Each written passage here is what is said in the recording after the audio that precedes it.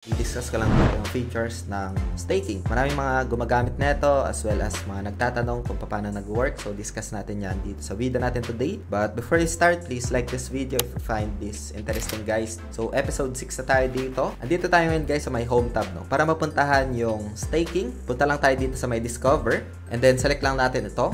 Earn tab dito sa taas.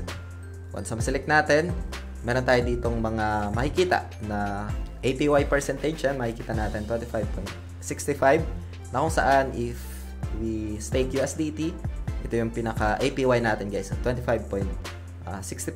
Meron din ditong mga bonus, ayan, so in different platform. Tapos yung pairing nya, guys, nandito naman yung latest as well, makikita natin dito yung APR nya, ayan, yung trending as well.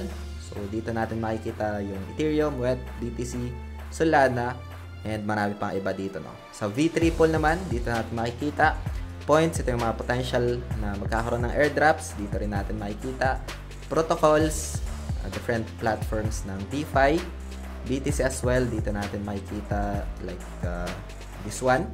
So dito, guys, if you see maraming mga available, no? Like for example, this one sa points yung dito.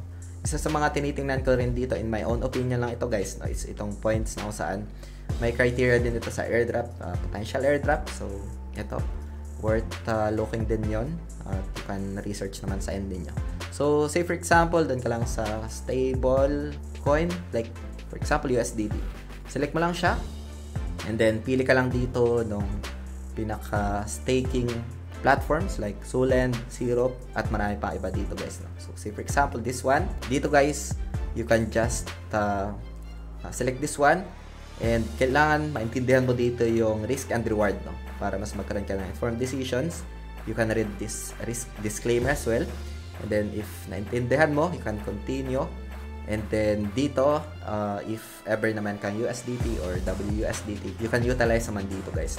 Meron pa ditong other features or other option, like for example USDC naman. Ayan, ito yung available dito. And you can just check dito, guys, no? So as they mention, passive ito if ever na meron kang available dito na USDT or USDC, guys. So bonus as well, dito natin makikita yung other options pa for the staking earn, guys. So isa sa mga pinipili din nila is yung high market cap like Ethereum and Solana.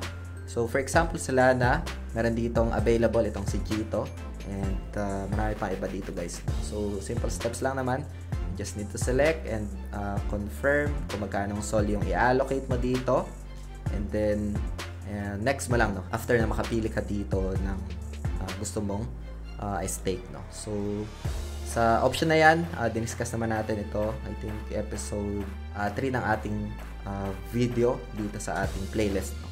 Ganun lang siya, guys. Like if gusto mo Solana, punta lang dito sa receive, piliin mo yung Solana, ito, and then withdraw crypto from exchange. If meron kang Solana dun sa pinaka-exchange, pwede mo siyang gamitin, no. And then punta lang dito sa discover, sa earn, and then select mo lang dito yung trending, and then select mo yung Solana, and then follow mo lang dito yung steps, no? Hanap ka ng sa tingin mo is magandang platform for staking. So ganun siya, guys, mag-work, and you earn dito ng APY based doon sa napili mo, no? So yun, hope you get some updates dito, guys, kung paano nag-work yung staking. Meron ditong tinatawag na risk din sa staking.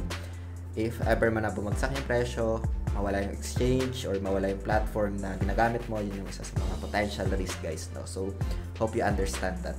So next content natin dito, guys, ay kung paano naman mag-transfer ng tokens papunta sa ibang platform like other decentralized exchange like Jupiter, guys, no? So pag-usapan natin yan on the next episode natin, guys, episode 7. So kita-kits sa next episode natin.